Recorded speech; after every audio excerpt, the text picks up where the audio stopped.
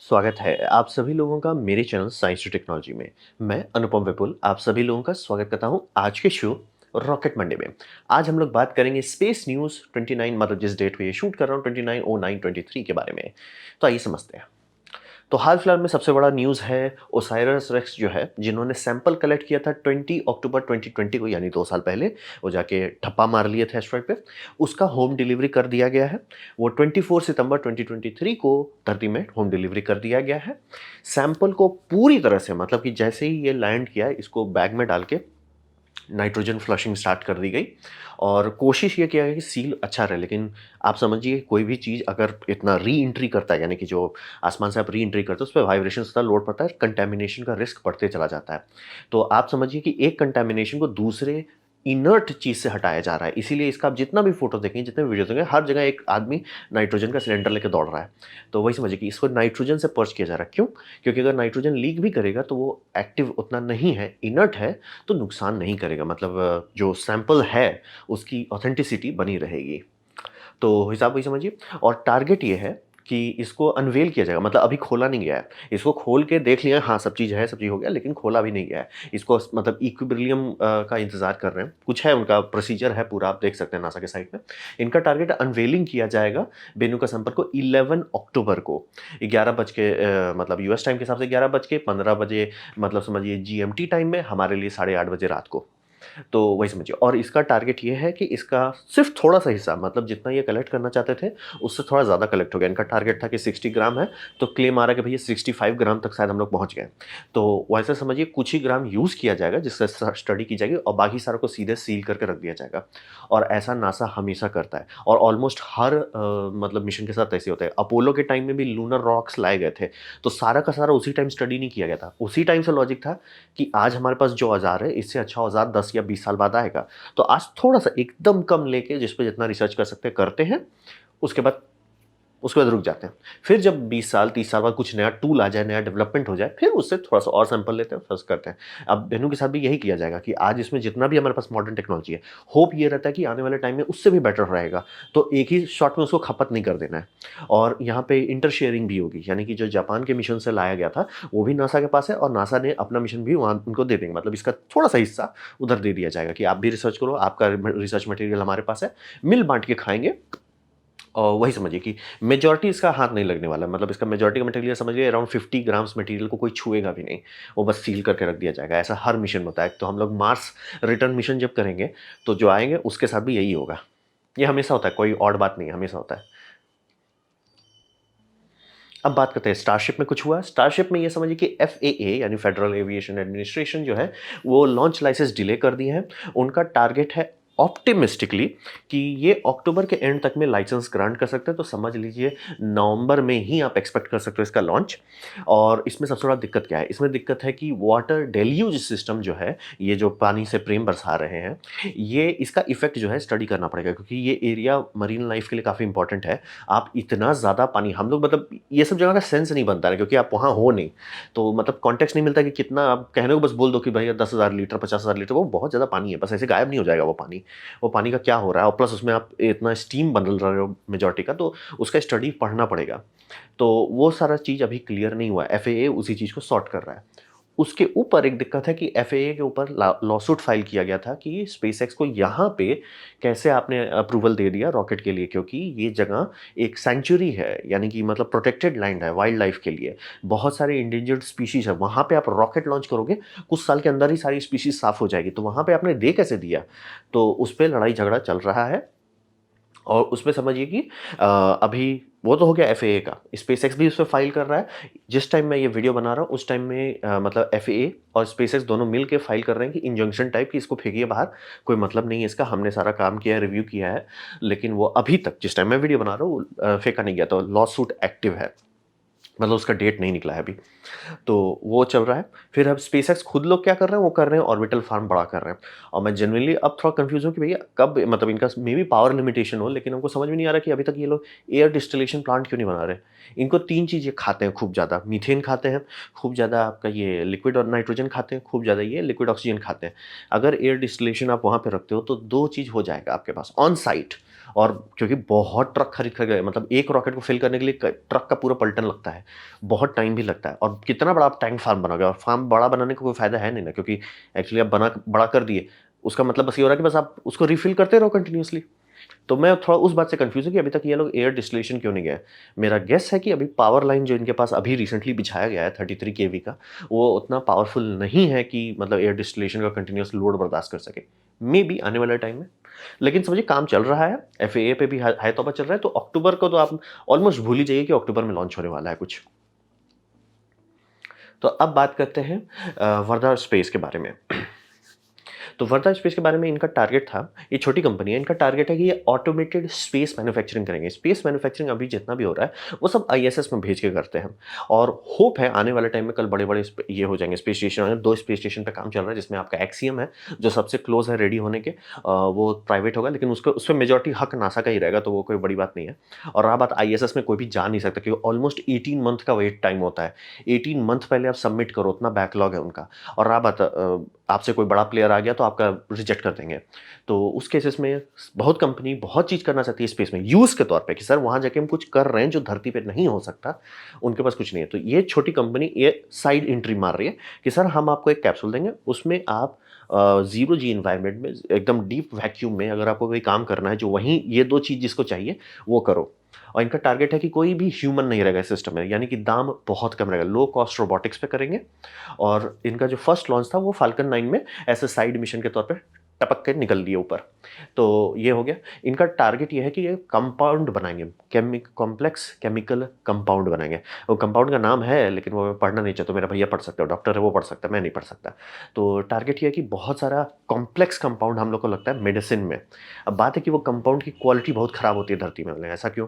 कि जब भी उसे बनाने की कोशिश करते हैं ग्रेविटी उसे खींच देता है। सोल्यूशन जो आप कभी भी केमिस्ट्री लैब में एक्सपेरिमेंट किए होंगे, सोल्यूशन जब बनाते हो उसमें नीचे बैठने नहीं लगता है ना, सेडिमेंटेशन जिसे कहते हैं, वो तबाही मचा देता है। बिना सेडिमेंटेशन के अगर आप कर पाते हैं तो बड़े बड़े क्रिस्टल्स बनते हैं जो प्योरिटी अच्छी देते हैं। वो धरती में नहीं हो सकता, धरती में आप ग्रेविटी ऑफ नहीं कर सकते।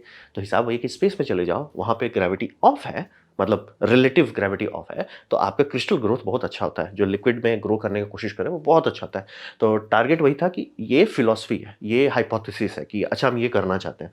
बहुत कंपनी है, लंबा लिस्ट है कि सर ये क्रिस्टल्स अगर हम ग्रो कर पाते हैं, ये केमिस्ट्री ग्रो कर पाते हैं, ये कंपाउंड ग्रो कर पाते हैं, मेडिसिन, साइंस, रिसर्च, सिलिकॉन, बहुत चीज़ में डेवलपमेंट हो जाएगा अगर ये कर पाते हैं। तो इन्होंने खाता खोल दिया। और जो कंपाउंड पे ये काम कर रहे हैं, ये एचआईवी का मेडिकेशन का एक बहुत बड़ा इंपॉर्टेंट हिस्सा है। मतलब एचआईवी का मेडिकेशन ऐसा नहीं कि एचआईवी मेडिकेशन, उसमें बहुत सारे कंपाउंड जोड़ के दिए जाते हैं। तो एक कंपाउंड इन्होंने डेवलपमेंट किया, और वही समझिए इनको वही है कि माइक्रो ग्रेविटी में ये बन सकता है अच्छे से। धरती में बनता है, ऐसी बात नहीं कि नहीं बनता, लेकिन उसकी क्वालिटी बहुत खराब होती है। तो इन्होंने गया लॉन्च कर दिए, वहाँ जाके स्पेस में बना लिए, इनका कैमरा का फुटेज भी आ गया कि वो बन गया, सब चीज़ ठीक है, बट रिटर्न नहीं हो पा रहा। ये सारा काम हो गया, ये एक्चुअली स्पेस बोले ना स्पेस में जा चुका है, इसका रिटर्न नहीं हो रहा। रिटर्न क्यों नहीं हो रहा? एफएए ब्लॉक कर दिया। अब यहाँ पे मतलब हौच-पौच ये हो गया कि थैंकफुली ये सिस्टम बनाया गया था कि 1 साल तक का अप डाउन मैनेज कर सकते हैं। और ऑब्वियसली इसको आते ही किसी इंसान को नहीं दिया जाएगा वो ड्रग, उसकी टेस्टिंग की जाएगी। सर हम सोच रहे हैं कि उतना प्योर बना है कि नहीं बना है, उसकी पूरी स्टडी की जाएगी। तो इनका प्रॉब्लम ये हो रहा है कि एफएए से ये लोग बात कर रहे थे कि सर हमें इस जगह पे लैंडिंग करना है। एफएए लाइसेंस कैंसिल कर दिया है, और ये जिस जगह पे लैंड करे वो एयरफोर्स बेस है। एयरफोर्स के पास बहुत ज़्यादा जगह रहता है जिसको आप यूज़ करने के लिए मांग सकते हो, क्योंकि एयरफोर्स बहुत बड़ा एरिया ब्लॉक करके रखता है, बहुत ज़्यादा बड़ा, मतलब यूएस का बहुत सारा एरिया एयरफोर्स सीधे अपना रखा हुआ है। जनरली आप अगर यूज़ करना चाहते हो उस एरिया को, जैसे आपका प्लेन उस एरिया से गुजर रहा है, या आप वहाँ पे बोल रहे हैं लैंडिंग कराना चाहते हैं, कैप्सूल लैंडिंग कराना चाहते हो, तो एयरफोर्स आपको परमिशन देगा। ये सारा काम एयरफोर्स करता था, अब ये सारा काम स्पेस फोर्स करता है। स्पेस फोर्स और एफएए दोनों ब्लॉक कर दिए हैं, ये लटक गया इनका चीज़। अब रहा बात कि ये आइडिया कि हम रोबोटिक तरीके से कोई भी कॉम्प्लेक्स कंपाउंड, कुछ जैसे ये कंपाउंड कोशिश कर रहे हैं मेडिसिन के लिए, कुछ लोग और कंपाउंड कोशिश कर रहे हैं फाइबर के लिए, कुछ और लोग काम कर रहे हैं सेमीकंडक्टर बनाने के लिए। लोगों का लिस्ट लंबा है, इसमें यूके भी साइड में पड़ा हुआ है कि सर हमें भी मेडिसिन चाहिए, तो वो करते हैं। तो इसको ब्लॉक करना थोड़ा, अब देखिए कोशिश हो रहा है, लेकिन ये बड़ा इंटरेस्टिंग बात है क्योंकि ये पहली बार है कि स्पेस का कुछ एक्चुअल यूज़ है। मतलब टूरिज्म जो है ठीक है, बहुत बढ़िया बात है, लेकिन पैसा भी आ जाएगा बहुत, लेकिन एक्चुअली कुछ होगा नहीं उससे, मतलब कोई फ़र्क नहीं पड़ जाएगा धरती पे। ये सबसे धरती पे फ़र्क पड़ जाएगा। इमेजिन कीजिए ऐसा जगह पे जहाँ पे मेडिसिन बहुत छोटी-छोटी हो जाए, या बहुत ज़्यादा हाई प्योरिटी मेडिसिन आ जाए जो लिटरली कम मेडिसिन में आपका बॉडी को सँभाल ले कि सर हम सँभाल लेंगे। बहुत बड़ा असर होगा। तो ये कंपनी कोशिश कर रही है, हाई तौबा में फंसी हुई है अभी कि ऐसे मतलब समझिए अंतरिक्ष में लटका हुआ है, ये लोग इंतजार कर रहे हैं, सर बताओ ना कब लैंड कराएं इसको, कहाँ लैंड कराएं। और ये बनाया गया था सीधे सीधे जमीन पे लैंड करने के लिए, ये समुद्र पे लैंड नहीं कर सकता। उसका फायदा नुकसान दोनों है। नुकसान आपको बात करना पड़ेगा गवर्नमेंट से, फायदा कि आप उसको पिकअप तुरंत कर सकते हैं। तो ये चल रहा है एक मेडिसिन डिपार्टमेंट में। फिर आप बात करते हैं वर्जिन गैलेक्टिक के बारे में। तो वर्जिन गैलेक्टिक समझ लीजिए फाइनली पेड कस्टमर स्टेज पे पहुंच गया है। यानी कि उनका अब यूनिटी नाम को हटा के प्रीफिक्स जो है वो बदल दिया गया है गैलेक्टिक में। तो गैलेक्टिक मिशंस जितने भी है, जैसे गैलेक्टिक O1 ये 29 जून को किया गया था, 2023 को सक्सेसफुल रहा। यानी कि एस्ट्रो ये मतलब टूरिस्ट को ले गए, सारा चीज़ हुआ। इसमें इटालियन एयरफोर्स के लोग थे। फिर गैलेक्टिका 2 10 अगस्त को किया गया 2020, वो भी सक्सेसफुल रहा। तो ये अब इनकी गाड़ी खुलनी शुरू हो गई, अब ये एक्चुअली पैसा निकाल रहा है। अब जाके ये धीरे धीरे सारा डेट जो इन पे अकर किया उसको पे करना शुरू करेंगे। फिर हो गया आपका गैलेक्टिका 3 8 सितंबर 2020, जिस टाइम आप ये वीडियो देख रहे हैं हो सकता है कि ये सक्सेसफुल हो चुका हो। तो रहा बात कि इसमें आने वाले टाइम में क्या होने वाला है। इसमें सबसे बड़ा है, कंपनी सारा चीज़ सॉर्ट कर लिया, पाइपलाइन पेपर वर्क सारा चीज़ हो गया है। बस इनको ये क्राफ्ट को ऐसा बनाना है कि इजी टू रिफर्बिश रहे। अभी ये क्राफ्ट जैसे लॉन्च हो जाता है फचांग बन जाता है कि इसको तुरंत नहीं मतलब देख रहे हैं गैप बहुत है। मतलब जून जुलाई अगस्त 1 महीना का तो सीधा गैप लग रहा है इनको। 1 महीना का गैप को 1 हफ्ते के अंदर करना है। तो प्लेन को रीडिज़ाइन किया जा रहा है कि वो फटाफट रिफर्बिश कर सके, जैसे कि स्पेसएक्स ने किया था। फाल्कन 9 का जो ब्लॉक 1 था, ब्लॉक 2 था, ब्लॉक 3 था, ब्लॉक 4 था, तो उसमें कर क्या रहे थे, बस वही कर रहे थे, रिफाइनमेंट कर रहे थे ताकि इजी टू रिफर्बिश हो जाए। यहाँ पे वही करेंगे। अब इनका पैसा आना शुरू हो गया है। मे बी अब कंपनी पे लोग थोड़ा होप रखेंगे, मे बी इन्वेस्टर्स थोड़ा और इन्वेस्ट करें अगर वो जल्दी से प्लेन का कर लेते, क्योंकि टाइम इनको श्रिंक करना है। इनके पास ये ऑप्शन नहीं कि अच्छा सर धीरे धीरे करेंगे, वो नहीं होगा, बैंकरप्ट हो जाएंगे। इनको धड़ धड़ करके करना है। तो एक ही अब प्रॉब्लम बचा है कि इसका साइक्लिंग एफिशिएंसी कितना देर में ये रिफर्बिश होता है, वो शॉर्ट करो, आगे बढ़ो। तो ये वर्जिन गैलेक्टिक धीरे धीरे आगे बढ़ रहा है। अब बात करते हैं ब्लू ओरिजिन का। तो ब्लू ओरिजिन का आखिरी फ्लाइट पिछले साल हुआ था, यानी कि 12 सितंबर 22 को ये हुआ था। तो अगर आपने लाइव स्ट्रीम देखा होगा, उस टाइम देखा होगा रॉकेट तो बूम हो गया। रॉकेट यानी कि फर्स्ट स्टेज बूस्टर था वो, उसमें कुछ हुआ, इमरजेंसी एस्केप सिस्टम ट्रिगर हो गया और वो निकल गया। तो हुआ क्या था उसमें, अनक्रूड फ्लाइट था, थैंकफुली कोई इंसान नहीं थे अंदर, अनक्रूड था। अनॉमली हुआ, कंप्यूटर अपना काम किया, ट्रिगर कर दिया लॉन्च एस्केप सिस्टम को, सब चीज़ सही सलामत। कैप्सूल बम कैप्सूल को कोई डैमेज नहीं हुआ, कैप्सूल के लिए नॉर्मल था। बूस्टर स्वाहा हो गया। और रहा बात की इसकी जब स्टडी की गई ढंग से एफएए का, क्योंकि इंसान डालते हैं ये, तो एफएए की स्टडीज़ में पाया गया कि जो नोजल जो था, और ये लोग खुद का भी रिसर्च कर रहे थे, नोजल का डिज़ाइन में इन्होंने छेड़खानी की थी, उससे ओवरहीट हो गया, नोजल का बेल जो था वो ओवरहीट हो गया।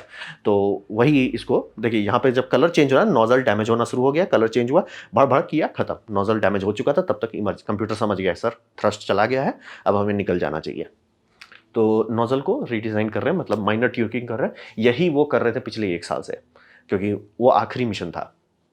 और उसके हिसाब ये है कि अब ब्लू ओरिजिन का क्लेम है कि 2022 के एंड में, यानी नवंबर और दिसंबर टाइम में ये वापस से कर देंगे, मतलब वापस से स्पेस जाना फिर से, मतलब लॉन्च शुरू हो जाएगा। अब रहा बात की क्या क्लाइंट कभी इस पर चढ़ना चाहेंगे। हाँ चढ़ना चाहेंगे, और एक्चुअली ये एक तरह से बहुत अच्छा इनका एडवर्टीजमेंट हो गया है कि कुछ भी होने पे इनका रॉकेट सेफ है, क्योंकि हुआ कुछ, मतलब होता है ना कि क्या होगा, हो गया सर। रॉकेट में इमरजेंसी एस्केप सिस्टम था, वो अपना काम बखूबी कर दिया। और जब मैं कानपुर में था तो ब्लू ओरिजिन का एक इंजीनियर आए हुए थे, तो वो लोग कह रहे थे कि हम लोग टारगेट कोशिश कर रहे थे, सब लोग जोक करके, कि ऐसा करो कि जब आपका ऊपर पहुंच जाए, अगर आप एक्स्ट्रा पे करते हो ना, तो हम बूस्टर इमरजेंसी बूस्टर पीक पे फायर कर देंगे, यानी कि जब आप ऑलमोस्ट पहुंच गए डिटैच करो तब फायर करेंगे, तो आपका हाइट जो है और बढ़ जाएगा। हाँ, तो ऐसा कर सकते हैं, इम्पॉसिबल नहीं है, और रॉकेट एक बार यूज़ हो ही गया है तो कोई फ़र्क नहीं पड़ता। बट वही समझिए, इनको दिक्कत नहीं है सर, इनका जो क्लाइंट लिस्ट है वो लोग बैठे हुए हैं, सर आप रॉकेट दो, हम पैसा देने को तैयार हैं। तो इनको भी दिक्कत नहीं है। लेकिन यही समझिए इसी टाइम में स्लॉट में ब्लू ओरिजिन पिकअप कर रहा है, तो इनको भी थोड़ा जल्दी आना पड़ेगा स्टेज पे, कि बहुत लंबा टाइम अब ये नहीं रुक सकते। तो लेकिन इनका जितना भी रिसर्च है, जितना भी इनका डॉक्यूमेंटेशन मैं देख रहा हूँ, उसमें कि सर हमें पता चल गया क्या गड़बड़ हुआ था, हमने उसे ठीक कर लिया है। नए बूस्टर्स बना रहे हैं, नए बूस्टर्स को और रिफाइन करेंगे, और जो 1-2 ठो बचे हुए हैं बूस्टर, वो भी सही सलामत हैं और सारा रिफाइनमेंट कर लिए, चेक कर लिए हैं, तो गाड़ी खुल जानी चाहिए। तो ये था मेरा न्यूज़ हाल-फिलहाल में क्या-क्या बड़ा-बड़ा चीज़ हो रहा है। उम्मीद करता हूँ आपको अच्छा लगा हो, कुछ सीखने मिला, कुछ समझ में आया। अगर ऐसा है लाइक कर दें तो उसे शेयर कर दें, उससे मेरा काफ़ी भला होगा। नहीं अच्छा लगा, नहीं पसंद आया कोई बात नहीं, आप डिसलाइक दबा सकते हैं। मैं कहूँगा डिसलाइक 2 बार दबाएँ, उससे मुझे पता चलेगा कितना नापसंद हुआ है। मैं आपसे कहूँगा कमेंट लिखें, मैं हर कमेंट को पढ़ने की कोशिश करता हूँ। आपसे कहूँगा सब्सक्राइब कीजिए, बेल दबाइए अगर आप फ्री हैं तो। आपने मेरा वीडियो देखा जान के मुझे बहुत खुशी हुई। धन्यवाद।